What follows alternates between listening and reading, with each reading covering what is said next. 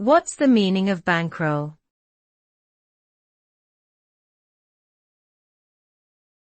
Bankroll.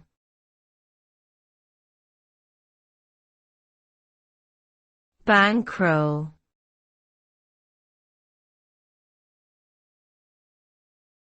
Bankroll.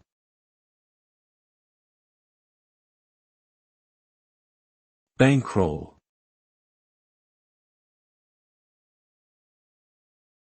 The term bankroll typically refers to the financial resources used to support a particular activity or endeavor, often in the context of gambling or investing.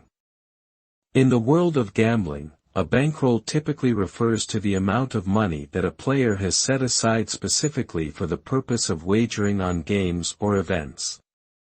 The size and management of a bankroll can have a significant impact on a player's ability to succeed and minimize risk in the long run.